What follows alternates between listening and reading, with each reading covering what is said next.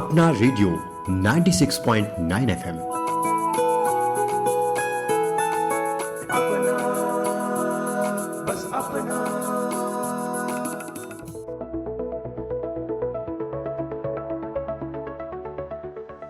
नमस्कार, आप सुन रहे हैं अपना रेडियो 96.9 एफएम और मैं हूं आपका अपना रेडियो साथी उदय शर्मा।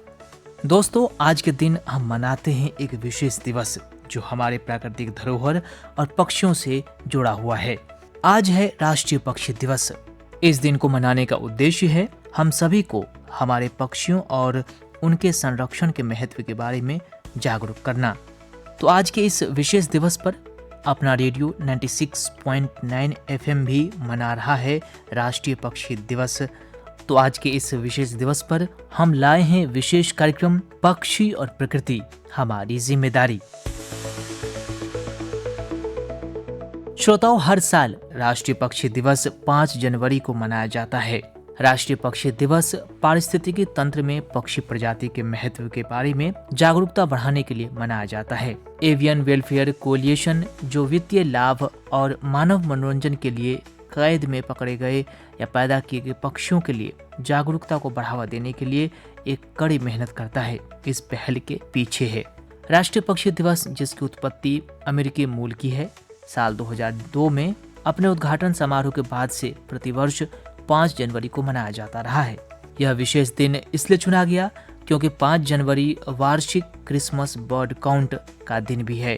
यह वार्षिक राष्ट्रीय अवकाश अमेरिका में काफी समय से मनाया जाता रहा है।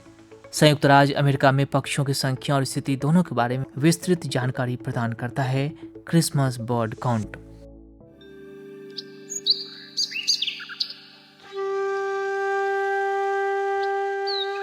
दोस्तों, डायनासोर के विकास के साथ उनकी करीबी समानता के कारण पक्षियों को अतीत के जीवित अवशेष के रूप में माना जाता है। वे अक्सर पारिस्थितिकी तंत्र में मुख्य प्रजातियां होती हैं और उनके स्वास्थ्य और जीवन शक्ति के संकेतक होते हैं। एवियन वेलफेयर गठबंधन ने इन महत्वपूर्ण जानवरों के संघर्ष और दुर्दशा के बारे में जागरूकता बढ़ाने के लिए राष्ट्रीय पक्षी दिवस मनाया। साथ ही उन तरीकों के बारे में बताया जिनसे हम उनके साथ एक स्वस्थ, अधिक टिकाऊ संबंध स्थापित करने के लिए आवश्यक बदलाव शुरू कर सकते हैं। संयुक्त राज्य अमेरिका में रहने वाली 850 पक्षी प्रजातियां उन कई अलग अलग पक्षी प्रजातियों में से है जिन्हें राष्ट्रीय पक्षी दिवस पर सम्मानित किया जाता है। राष्ट्रीय पक्षी दिवस उसी दिन पड़ता है जिस दिन 3 सप्ताह तक क्रिसमस बर्ड काउंट मनाया जाता है, जो दुनिया की सबसे बड़ी नागरिक विज्ञान परियोजना है जो संयुक्त राज्य अमेरिका में जंगली पक्षियों की गणना करती है। जलवायु परिवर्तन, आवास की हानि, वनों की कटाई और अन्य कारक जो जीवन पर विनाशकारी प्रभाव डालते हैं, वे कई पक्षियों को खतरे में डाल रहे हैं। पक्षियों के खिलाफ इन आम अपराधों पर राष्ट्रीय पक्षी दिवस पर सार्वजनिक रूप से चर्चा की जाती है और उन्हें संबोधित किया जाता है।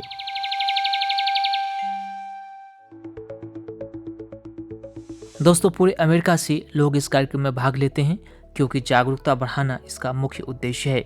यह एक ऐसा दिन है जो पक्षियों के साथ अत्यंत सम्मान से पेश आना चाहिए। हम सभी के पास इस दिन पक्षियों के संरक्षण और उनकी सुरक्षा के बारे में लोगों को जागरूक करने का मौका है। दोस्तों, दुनिया भर में पक्षियों की कुल संख्या 9,800 से ज्यादा है। एक व्यक्ति संभवतः उनमें से हर एक को नहीं देख सकता, लेकिन राष्ट्रीय पक्षी दिवस पर पक्षियों में रुचि रखने वाला कोई भी व्यक्ति इस आयोजन का उपयोग आसपास पाई जाने वाली विभिन्न पक्षी प्रजातियों की एक झलक पाने के लिए भी कर सकता है। दोस्तों, वैसे तो राष्ट्रीय पक्षी दिवस की उत्पत्ति अमेरिकी मूल की है। पारिस्थितिकी तंत्र में पक्षियों के मूल्य के बारे में जागरूकता बढ़ाने के लिए प्रतिवर्ष 5 जनवरी को मनाया जाता है, लेकिन वर्तमान समय में पूरे विश्व में मनाया जाता है राष्ट्रीय पक्षी दिवस। हमारे देश में भी यह बड़े ही हर्षोल्लास के साथ मनाया जाता है और पक्षियों के प्रति जागरूकता लोगों में फैलाई जाती है। भारत में आर्द्र भूमियां विभिन्न पक्षी प्रजातियों का घर बन जाती हैं तथा स्थानीय पक्षी आबादी को भोजन उपलब्ध कराने के लिए महत्वपूर्ण पारिस्थितिकी तंत्र को बनाए रखती है। दोस्तों, पक्षियों ने हमेशा हम सबके दिलों पर राज किया है। यही कारण है कि हम हर साल 5 जनवरी को राष्ट्रीय पक्षी दिवस मनाते हैं। हालांकि वर्तमान समय में पक्षियों की कई प्रजातियां खतरे में है। इसकी कई वजह है। उनमें अवैध व्यापार, बीमारियां और उनका मूल निवास उजड़ना शामिल है। साथ ही जलवायु परिवर्तन और ग्लोबल वार्मिंग ने पक्षियों की दिक्कतें बढ़ा दी हैं। तो बदलते समय के साथ जलवायु परिवर्तन, प्रदूषण और अन्य मानवीय गतिविधियों ने किस कदर पक्षियों के जीवन को प्रभावित किया है, आइए जानते हैं इस बातचीत के माध्यम से। आपको सुनवाते हैं नेस्ट मैन ऑफ इंडिया के नाम से मशहूर राकेश खत्री जी से की गई ये खास बातचीत। आप सुन रहे अपना रेडियो 96.9 FM और मैं हूं उदय शर्मा। और आज हम सभी अपना रेडियो पर मना रहे हैं राष्ट्रीय पक्षी दिवस। और राष्ट्रीय पक्षी दिवस पर खास कार्यक्रम है पक्षी और प्रकृति हमारी जिम्मेदारी। तो आखिर किस तरह से पक्षी और प्रकृति के बीच में संतुलन है, एक दूसरे से जुड़े हुए हैं और हम सब की जिम्मेदारी दोनों के प्रति किस तरह बनती है, वो समझने की जरूरत है। और इसके लिए दोस्तों अब हम बातचीत करने जा रहे हैं पक्षी प्रेमी, प्रकृति प्रेमी और नेस्ट मैन ऑफ इंडिया के नाम से प्रसिद्ध राकेश खत्री जी से, जो इको रूट्स फाउंडेशन के फाउंडर डायरेक्टर भी हैं। तो उनसे हम करते हैं बातचीत। राकेश खत्री जी, आपका अपना रेडियो 96.9 FM में स्वागत है। नमस्कार, आपका भी और आपके श्रोताओं का भी मेरी तरफ से नमस्कार जी। तो सर, आज हम सभी मना रहे हैं राष्ट्रीय पक्षी दिवस। तो इस दिवस के बारे में आज आप क्या कहना चाहेंगे? तो पहले तो सर, मैं दिवस मनाने के फेवर में कभी रहा ही नहीं। मुझे लगता है हर दिन एक दिवस ही होता है। अगर आप प्रकृति के संग प्यार करते हैं तो हर रोज आपके लिए कोई ना कोई एक ऐसी चीज होती है जो आप प्रकृति के संग कर सकते हैं। वो दिवस के तौर पे करें तो वो थोड़ी फॉर्मेलिटी सी लगती है, पर अगर आप रोजमर्रा की जिंदगी में ऐसी कुछ चीजें करते हैं जो प्रकृति को बचाने के लिए, इन पक्षियों को बचाने के लिए, या वो प्रकृति जिसने हमें सब कुछ दिया उसको सहेजने के लिए या उसकी पूजा करने के लिए, तो हर दिन एक तरीके से दिवस ही है। आपके बारे में ये प्रसिद्ध है कि आप नेस्ट मैन ऑफ इंडिया के नाम से जाने जाते हैं और पक्षियों के लिए खास तौर पे घोंसला वगैरह बनाते हैं, उनके संरक्षण के लिए काफी काम करते हैं। तो हम आपके ही ज़बानी जानना चाहेंगे कि पक्षी हमारे प्रकृति के लिए, हम सब के लिए कितना महत्वपूर्ण है। पक्षी ही तो जरूरी है। आप सोचिए, पेड़ लगाने से लेकर के हमें अपने सुंदर नजारे दिखाने से, अपनी आवाजें सुनाने से और प्रकृति को सुंदर बनाने में मुझे लगता है पक्षियों से बड़ा योगदान तो और किसी का होता नहीं है जी। कहाँ दूर दराज के लोग, मुल्कों से बेचारे यहाँ आते हैं हमारे यहाँ अतिथि बन के। हमारी तो परंपरा है अतिथि देवो भवो, लेकिन उसके बाद भी हम कई बार उनके लिए वो अच्छा नहीं करते जो करना चाहिए, वो हम नहीं कर पाते। पर पक्षी से ज्यादा इम्पोर्टेंट और अच्छा मैसेंजर नेचर का और कोई नहीं है। वो आपका सबसे अच्छा दोस्त है जो बिना कुछ लिए आपसे, सिर्फ चंद दानों की खातिर वो आपको खुश रखता है, प्रकृति को आगे बढ़ाता है जी। प्रकृति से उन कीड़ों और ऐसी चीजों को अपनी चोंच से उठा के खाता है जो हमें नुकसान करती हैं। वो छोटी चिड़िया, चाहे गौरैया को ले लीजिए, चाहे बड़े गिद्ध को ले लीजिए, वो सफाई कर्मचारी के तौर पे काम करते हैं। हमने उनको भी खोया, लेकिन चलिए धीरे धीरे सब चीजें फिर वापस लौट के आ रही हैं। मेरा मतलब यही है कि पक्षियों को अगर हम फोटोज में ना डाल के, सिर्फ एक फोटो की आइटम ना बना के, अगर उनके संग जुड़े और उनके लिए कुछ करें, प्रकृति की इससे अच्छी और सेवा हो नहीं सकती। जी। तो जैसा कि राकेश जी आपने बताया कि किस तरह से पक्षियाँ जो है वो किसी तरह कोई बंधन को नहीं मानता, किसी जिसको बोलते हैं कि बॉर्डर को लांघते हुए हर जगह वो जाते हैं और अपनी जो प्रेजेंस उसको दिखाते हैं। तो हमारे देश में भी कई सारे पक्षियाँ आते रहते हैं और हमारे देश की तो वातावरण और प्रकृति इस तरह की रही है कि हर तरह की पक्षियाँ आती रही हैं, जिसको माइग्रेशन बोलते हैं, प्रवास बोलते हैं। लेकिन हाल के दिनों में पक्षियों के प्रवास के पैटर्न में कुछ बदलाव देखा गया है और उस वजह से बहुत सी पक्षियाँ नहीं आ रही हैं। तो इसका क्या कारण है? सर, एक तो पॉल्यूशन तो है ही, ऊपर से देखिए ना आप, आसमान आप कहाँ क्लियर देख पा रहे हैं? जी। कहाँ देख पाते हैं ना क्लियर। तो वो पक्षी आने कम तो हुए हैं। दूसरा क्या होता है, कई बार पानी नहीं होता उन जगहों पे जहाँ वो हमेशा आते हैं माइग्रेट करके। एक एक रात के अंदर 500-500, 400 किलोमीटर उड़ के वो निकलते हैं अपने देशों से, अलग अलग देशों से आते हैं इस देश के अंदर।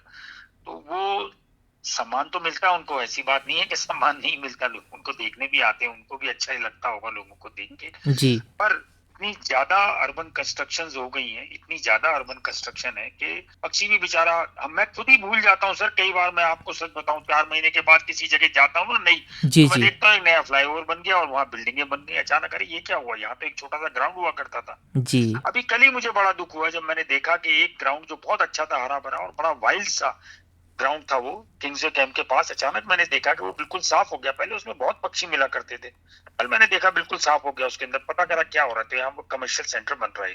जी। तो इंसान तो हथियाते ही जा रहा है ना। जो जगह थी उनकी हमने हथियाई ली पूरी, उनके लिए जगह छोड़ी कहाँ है। वो फर्क तो बहुत पड़ा है। फूड चेन उनकी बिगड़ गई सारी की सारी। पक्षियों को जैसे पहले प्रवास के लिए अच्छे पेड़ और वो सब मिल जाते थे, हम लोगों ने पेड़ भी अब ऑर्नामेंटल लगाने शुरू कर दिए, नेटिव ट्रीज नहीं होते। पक्षी तो नेटिव ट्री के ऊपर ही अपना घर बनाता है। जी, बेचारे इतनी दूर दूर से आते हैं चल के, पानी गंदा होता है, उसके अंदर 100 किस्म की बीमारियां होती हैं, वो यहाँ बीमारी लेते हैं, फिर यहाँ से बीमारियां लेके अपने देश में जाते होंगे। तो पक्षियों में फर्क तो बहुत पड़ा है, पॉल्यूशन का पड़ा है। और सड़क किनारे इतना ट्रैफिक सर, आप आम आदमी को जिंदगी काटना मुश्किल है, तो पक्षी तो बेचारे इतने सेंसिटिव होते हैं, वो आवाजें सुन के क्या हालत होती होगी। जी। ये सब चीजें तो हैं सर, ये तो बड़ी हैं। दे अगर कंट्रोल नहीं करा तो फिर सिर्फ फोटो में ही देखते रह जाएंगे और हाथ जोड़ते रह जाएंगे कि अच्छा ये पक्षी कभी हमारे देश में होते थे। जी, बिल्कुल। हमें अपनी जिंदगी में रेड लाइट देख लेनी चाहिए कि सामने रेड लाइट दिखाई दे रही है कि अब खतरा सिर से ऊपर जा चुका है, अगर आपने पार करा तो एक्सीडेंट होगा। जी। और हम उस कगार पे ही खड़े हैं बिल्कुल, एक पार इधर या एक पार इधर। जी, तो राकेश जी, जैसा कि आपने बताया कि ख़ास तौर पे शहरों में तो ये स्थिति आ गई है कि अब पक्षियाँ देखने को नहीं मिलती हैं, क्योंकि उनका जो घर था, उनका जो जगह हुआ करती थी, वो ख़त्म होते जा रहे हैं। तो ऐसे में अगर हम आपसे पूछें कि पक्षियों के लिए शहरों में ख़ास तौर पे वो घोंसला कहाँ-कहाँ बना सकते हैं या बनाते हैं, और हमें किस तरह की जो इनिशिएटिव लेना चाहिए? देखिए, सबसे पहले तो हमें वो पेड़ लगाने चाहिए जिनके ऊपर पक्षी प्रवास करते हैं और घोंसले बनाते हैं, वो है हमारे लोकल ट्रीज। जी, सेकंड, हमें अपने घरों के अंदर कहीं ना कहीं ऐसी जगह एक जरूर रखनी चाहिए। पहले कहा जाता था कि एक रोशनदान खुला रखो या कहीं पक्षी के लिए दाना डालने की जगह रखो जहाँ दाना डालें उसके लिए। एक छोटा सा घोंसला लगाने में कुछ नहीं है सर, जितने की आप एक आइसक्रीम खाते हैं उतने में एक घोंसला बन जाता है। जी, तो वो अगर हम लगाएंगे तो उनको घर मिलेगा, तो वो आएंगे ही बेचारे, वो सारा दिन घर ढूंढते रहते हैं। हमने उनका सबसे पहले घर छीना, अपने घर के पंखे के अंदर जो कप होता था वो छीना, सबसे पहले उसमें घर बनाया करते थे वो, हमने वो छीना। उसके बाद एक एक करके हमने मीटर बॉक्स बंद करा, खिड़कियां बंद करनी शुरू कर दी। एसी के ऊपर कबूतर अगर अपना घोंसला बनाता था उसके ऊपर हमने लोहे की जाली लगानी शुरू कर दी। तारों के ऊपर कभी पक्षी बैठ जाते थे उसके ऊपर हमने कांटे की तारें लगा दी कि पक्षी बैठे ना या जानवर ना बैठे दूसरा। तो एक एक करके हमने सब चीजें अपने हाथ में ले ली, जो उनकी चीजें थी वो भी छीन ली, जो अपनी चीजें थी वो भी छीन ली। जी, और कुल मिला के हुआ ये कि उनके लिए कोई रहने की जगह नहीं है कहीं भी। कोने कुचेरे में जहाँ वो जगह बनाया करते थे घर, वो भी हमने कर दिया। पहले क्या होता था, जो मेन हॉल ऊपर से आते थे उनके जो जोड़ होते थे, जॉइंट होते थे, वहां कभी कभी चिड़िया अपना घोंसला बना लेती थी। अब वो जॉइंट भी हमने दीवारों के अंदर कर दिए या उसको कवर कर दिया कि हमें गंदगी ना दिखाई दे। हमें अपनी गंदगी से बहुत वो है, हमें ये नहीं लगता कि कभी जहाँ वो घर बनाया करते थे वो जगह भी हमने बंद कर दी है। तो कुल मिला के हुआ ये कि हमें उनके लिए कुछ ना कुछ एक ऐसा स्पेस बनाना चाहिए। उनके लिए फरवरी में जब बसंत पंचमी आती है और उनके घोंसला बनाने का टाइम शुरू होता है, हमें ऊन, रुई, धागे, छोटी छोटी टहनियां ये सब रख देनी चाहिए। जब नीम की डंडियां गिरती हैं और नीम की डंडियां उनको सबसे ज्यादा सपोर्ट देती हैं घोंसला बनाने के लिए, तिनके देने में, तो हम क्यों नहीं कर सकते? हम भी कर सकते हैं ना ये काम, हमें बच्चों को जी, सिखाना चाहिए अपने। हमारी वेबसाइट पे जाइए, हमारी फिल्में देखिए यूट्यूब के ऊपर, उसमें बहुत सारे ऐसे तरीके बताए हमने, घर के सामान से आप घोंसला बना सकते हैं। ये सारी चीजें आप करेंगे तो उनको बढ़ावा देंगे। प्रकृति को हमें देना भी चाहिए। प्रकृति तो वो बैंक है जिससे निकालते रहोगे, जिस दिन खत्म हो जाएगा उस दिन क्या करोगे? तो बचाओगे तो बढ़ेगा, अगर बैंक में डालोगे तो बढ़ेगा ना। तो प्रकृति के बैंक में हमें भी कुछ डालना चाहिए, इन्वेस्ट इन नेचर तो करना ही चाहिए ना। अगर उनके लिए घर बना देंगे तो क्या प्रॉब्लम है? छोटा सा घर बन जाएगा, उसमें अपना घर बनाएगी। एक घोंसला बनाने के बाद कम से कम 9 जनरेशन उसके अंदर रह जाती है, अगर ठीक से बना हुआ घोंसला हो। जी, इतनी जनरेशन को बचाना अपने आप में एक बहुत ही सार्थक काम है। और सबसे बड़ी बात कि घर देना किसी को बहुत बड़ी ब्लेसिंग है। घर छीनना बहुत आसान है, पर घर देना किसी को बहुत मुश्किल है। हमारी खिड़की में अगर कभी चिड़िया घोंसला बना लेती है, हम लोग बिना देखे उसको हटा देते हैं कि गंदगी फैलेगी, ये भी नहीं देखते उसमें अंडे हैं, बच्चे हैं क्या। कई बार घोंसले मिलते हैं हमारे को। तो हमें सारी चीजें अपने बच्चों को अभी से सिखानी चाहिए कि देखो ये हमारी नेचर है, इसे हम मदर नेचर बोलते हैं, मदर अर्थ बोलते हैं, इसको बचाना हमारा काम है। और अगर हम नहीं बचाएंगे तो हम ही घाटा खाएंगे। जी, वाक़ई दोस्तों, पक्षी और प्रकृति, जैसा कि राकेश जी ने भी कहा, और हम सभी जानते हैं कि प्रकृति हमारी माँ है, और पक्षी भी उस प्रकृति का एक हिस्सा है, अहम हिस्सा है, जो हमारी ज़िंदगी में एक अलग तरह की खुशी और आनंद भरने का काम करती हैं। तो सर, हम जाते-जाते आपसे ये जानना चाहेंगे कि कुछ ऐसी भी प्रजातियाँ पक्षियों की होती हैं जो शहरी वातावरण है उसमें अच्छी तरह से ढल जाती हैं? सर देखिए, जहाँ खाना मिलेगा, छोटी चिड़ियों को हमेशा जहाँ खाना मिलेगा वहां वो रुक जाती हैं। बड़े पक्षी जंगलों में कहीं मिल जाते हैं। छोटी चिड़िया जो होती हैं वो बहुत प्यारी होती हैं, छोटी होती हैं, वो घरों के आसपास रहती हैं, उनको भोजन भी मिलता रहता है। और ये तो परंपरा रही है सर हमारी शुरू से। जी, अब तो बिल्कुल। हिंदू धर्म के अंदर तो इतना वो माना जाता है सर कि जब सूरज को जल चढ़ाया जाता तो उसमें चावल की कनकी डालते थे थोड़ी सी। जी, जैसे ही पानी आप सूरज को चढ़ाते थे, कनकी नीचे गिरती थी, चिड़िया फटक के आ जाती थी। छतों के ऊपर दाना रखा जाता था, घरों के अंदर गेहूं धो के सुखाई जाती थी, पापड़ बढ़िया सब घर में बनते थे। वो सब रीति रिवाज हमने खत्म कर दिए। पैकेट फूड के चक्कर में हम लोग इतने परेशान है और इतने खुश रहते हैं उससे कि अच्छा चलो 10 रुपए के अंदर इतने चिप्स खरीद लेंगे। तो वो जो उसका खाना था वो तो हमने छीना है। मुझे लगता है हमें पुरानी चीजों को कुछ फिर दोबारा से ढालना चाहिए। यानी कि हमें अपने रीति रिवाजों की तरफ दोबारा से और अच्छे से उसको बिल्कुल जो है बिल्कुल सर, बढ़ावा देना बिल्कुल चाहिए। बिल्कुल। जी, धर्म में, हर धर्म के अंदर दान तो एक बहुत बड़ी परंपरा रही है सर। तो ये भी तो दान है। अगर प्रभु ने हमें बनाया तो उनको भी तो बनाया। अगर उनको कुछ जिम्मेदारी दी है कि हमें खुश रखें, हमारे लिए वो आगे पॉलिनेशन करते हैं, हमारे लिए इतने सारे काम करते हैं, उन कीड़ों को खाते हैं, तो कुछ फर्ज तो हमारा भी बनता है कि हम उनके लिए कुछ करें और जी, करना भी चाहिए मुझे लगता है। वरना शीशे के सामने खड़े होकर यही देखते रह जाएंगे हमने क्या करा, तो पता लगेगा सिफर, कुछ नहीं करा। जी, बिल्कुल। तो सर आज राष्ट्रीय पक्षी दिवस के दिन आप खास तौर पे युवाओं, बच्चों से, जो हमारे देश के कर्णधार हैं, उन सब से आप क्या अपील करना चाहेंगे? सर मैं तो यही कहना चाहूंगा, प्रकृति एक बैंक है, बैंक में इन्वेस्ट करेंगे तो बचेगा, और बचेगा तो आप आगे बढ़ पाएंगे, वरना बहुत मुश्किल है। किसी ने आपको पेड़ की अगर कुछ लकड़ी भी चाहिए होगी तो वो भी नहीं मिलेगी। आप अपने खाते के इतने सारे पेड़ काट चुके होंगे अब तक, पेड़ भी मना कर देगा, अच्छा ये लकड़ी आपके लिए नहीं है, अगर आप पेड़ चाहिए तो इतने। हो सकता है कभी न कभी सरकार कोई ऐसा रूल लिया है कि आपको लकड़ी चाहिए, तो आपने कितने पेड़ लगाए जिंदगी में, उसने बोला एक जी, भी नहीं लगाया, तो बोले लकड़ी नहीं मिलेगी जी, आपको, बिल्कुल। है ना। सांसें भी छीन सकती हैं आपकी, और छीनी गई थी। छीन ही गई, बिल्कुल 2 सर। साल के अंदर आपने देख ही लिया था क्या हालत हो गई है। जी, 2 साल की हालत दोबारा ना आए, सचेत हो जाए, समझ जाए और उसको बचाने के लिए कोई कदम उठाए तो ज्यादा बेहतर रहेगा। वरना वरना के आगे तो फिर कुछ है ही नहीं, फिर तो क्वेश्चन मार्क है। खुद ही जी, समझ लीजिए फिर अब क्या हालत होगी। कि हमने इतने अच्छे फॉग को खत्म करके स्मॉग पे लाके छोड़ दिया। इससे पहले किसी को मास्क लगाए हुए देखा था आपने 10 साल 12 साल पहले? बिल्कुल नहीं सर, लोग हंसी बिल्कुल। उड़ाते थे कि अच्छा भाई तेरे को बहुत चिंता है भाई हवा की, कि साफ हवा आए, और अब वो अपनी जेब में रखते हैं मास्क। आप क्यों लगाते हैं? मत लगाइए ना मास्क कर। जी, बिल्कुल। मैं को छोड़ के हम पे आना पड़ेगा, हम करेंगे तो वो आगे बढ़ पाएगा, वरना तो नहीं बढ़ पाएगा। जी, तो वाक़ई दोस्तों हम सबको मिलकर अपने प्रकृति और पक्षी वर्ग को बचाने की आवश्यकता है और प्रकृति के जितने तत्व हैं सबकी रक्षा को लेकर के हम सबको मिलकर आगे बढ़ना है। और इसी कोशिश में आज का हमारा ये कार्यक्रम राष्ट्रीय पक्षी दिवस पर पक्षी और प्रकृति हमारी जिम्मेदारी आधारित, और इस खास कार्यक्रम में हमारे साथ बातचीत कर रहे थे राकेश खत्री जी, जो जाने माने पक्षी प्रेमी हैं और नेस्ट मैन ऑफ इंडिया के नाम से जाने जाते हैं, फाउंडर हैं इको रूट्स फाउंडेशन के फाउंडर डायरेक्टर। तो राकेश खत्री सर आपका बहुत बहुत धन्यवाद कि आपने बहुत आपके श्रोताओं को भी बहुत धन्यवाद जी, और लगे रहिए, जुटे रहिए, इनको बचाइए, इनको बढ़ाइए। जी, बहुत बहुत बहुत धन्यवाद सर।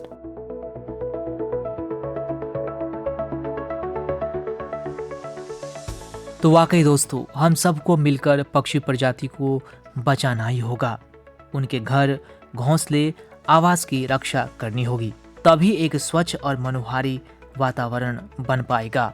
क्योंकि दोस्तों पक्षी प्रकृति की सबसे खूबसूरत जीवों में से एक है। वे अपनी चहचहाहट से हमारे दिन को बेहतर बनाते हैं। वे देखने में बहुत सुंदर और रंगीन होते हैं, लेकिन इससे परे वे पारिस्थितिकी तंत्र के भी महत्वपूर्ण हिस्से हैं। वे इनके स्वास्थ्य और जीवन शक्ति के बारे में जानकारी का संकेत देते हैं, और अब समय आ गया है कि हम उनकी रक्षा करने के लिए हाथ मिलाएं और यह सुनिश्चित करें कि उनके पास पनपने के लिए एक स्वस्थ प्रकृति हो। वे आपके घर की गोरैया हों या पार्क में इधर उधर घूमने वाले आम कबूतर, पक्षियों ने हमेशा हमारे दिलों में आकर्षण, प्यार जगाया है। एक निश्चित विस्मय है जो केवल बाज को उड़ते हुए देखकर ही महसूस किया जा सकता है। लेकिन दुर्भाग्य से अधिकांश पक्षी या तो लुप्तप्राय होते जा रहे हैं या संरक्षित हैं। यह ज्यादातर निवास स्थान के नुकसान और अवैध पालतू व्यापार के कारण हुआ है। इसलिए दोस्तों पक्षी कल्याण गठबंधन ने राष्ट्रीय पक्षी दिवस मनाया। इन महत्वपूर्ण जीवों की कठिनाइयों और दुर्दशा के बारे में जागरूकता बढ़ाने के लिए हम उनके साथ एक स्वस्थ, अधिक टिकाऊ संबंध बनाने के लिए आवश्यक बदलाव शुरू कर सकते हैं। पक्षियों को अक्सर अतीत से जीवित संबंध माना जाता है क्योंकि वे डायनासोर के विकास से सबसे निकट से संबंधित जीव हैं। वे अक्सर पारिस्थितिकी तंत्र में प्रमुख प्रजातियां हैं जो इसके स्वास्थ्य और जीवन शक्ति के संकेतक हैं। दोस्तों पक्षियों के वैज्ञानिक महत्व की बात करें तो हमें वैज्ञानिक रूप से आगे बढ़ने में मदद करते हैं। वे हमें जलवायु और पर्यावरण के बारे में सिखाते हैं और पक्षी पर्यावरण में होने वाले बदलावों को भी इंगित करते हैं। पक्षियों की बड़ी और तेज गिरावट हमें एक पर्यावरणीय समस्या के प्रति सचेत करती है, जिस पर तुरंत हम सबको ध्यान देना चाहिए। इसके अलावा अमेरिका में ही 47.8 मिलियन से अधिक प्रतिभागियों के साथ पक्षी देखना देश में सबसे तेजी से उभरता आउटडोर मनोरंजन है, जबकि पक्षी देखना सबसे सस्ते शौकों में से एक है, जिसमें कोई भी भाग ले सकता है। पक्षी प्रेमी यात्रा और उपकरण लागतों में प्रतिवर्ष लाखों डॉलर खर्च करना पसंद करते हैं। तो इस तरह दोस्तों, पक्षी हमें हर साल लाखों डॉलर बचाते भी हैं। वे बगीचों और खेतों में कीटों को खाते हैं, जिससे इन आबादी को नियंत्रित करने के लिए आवश्यक जहरीले कीटनाशकों की मात्रा कम हो जाती है और कीटों द्वारा हमारी फसलों और सजावटी पौधों को पहुंचाए जाने वाले नुकसान को भी कम किया जा सकता है। इससे हमारी आर्थिक स्थिति में भी सुधार होता है।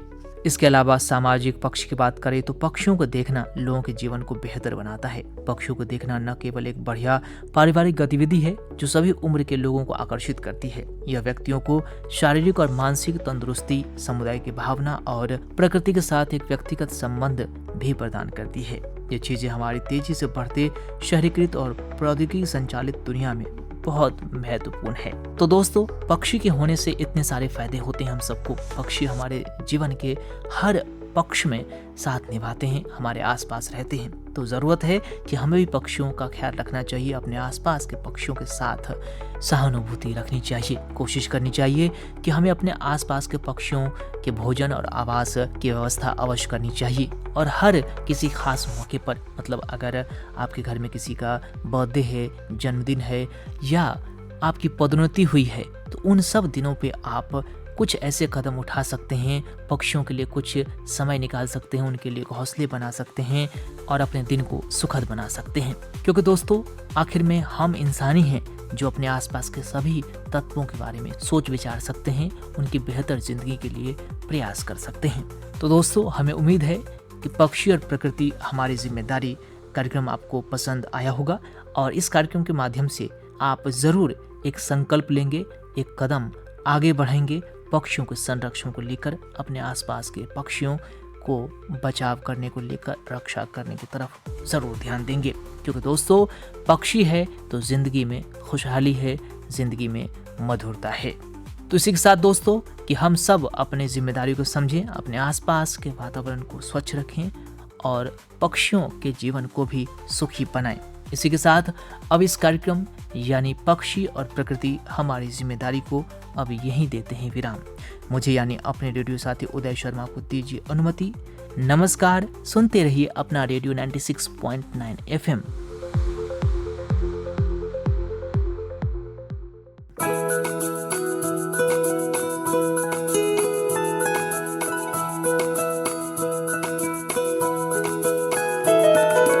मेरी ख्वाहिशें, मेरे अरमान, मेरा बस यही सपना, जिंदगी में हर कोई समझे हम सफर मुझे अपना अपना, बस अपना।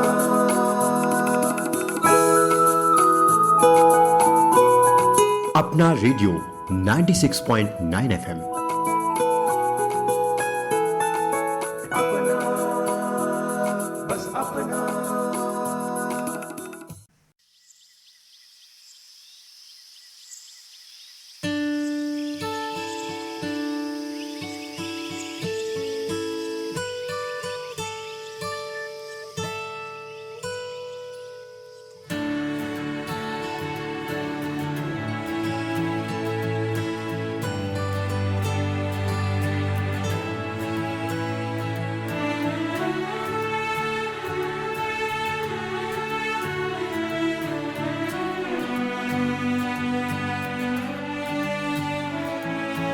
फूलों ने जाके बूंदों से पूछा, बूंदों ने जाके मिट्टी से पूछा,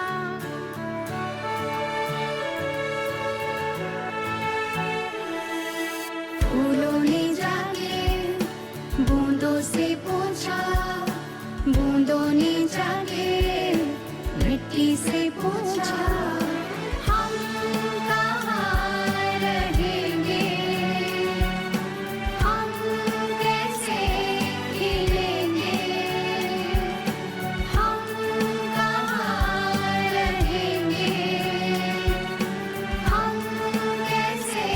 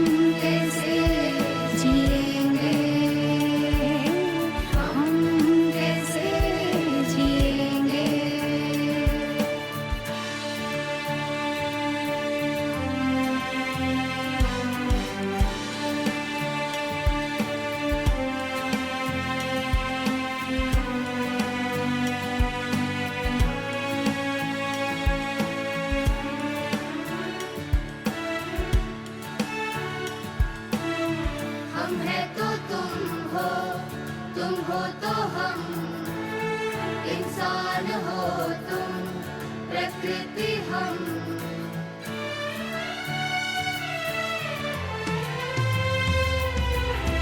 हम है तो तुम हो तो हम, इंसान हो तुम, प्रकृति हम।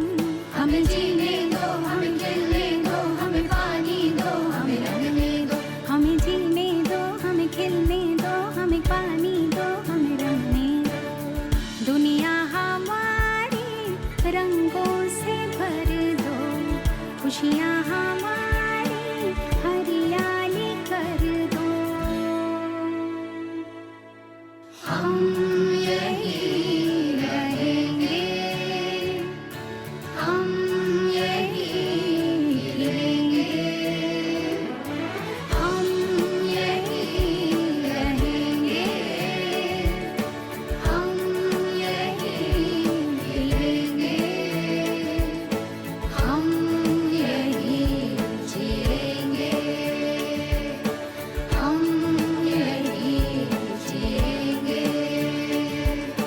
हम यही जिएंगे।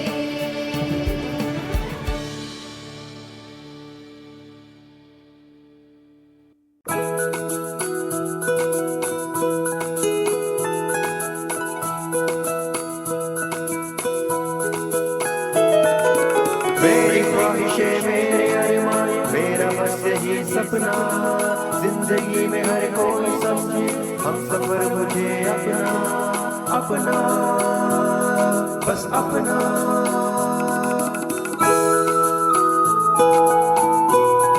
अपना रेडियो 96.9 FM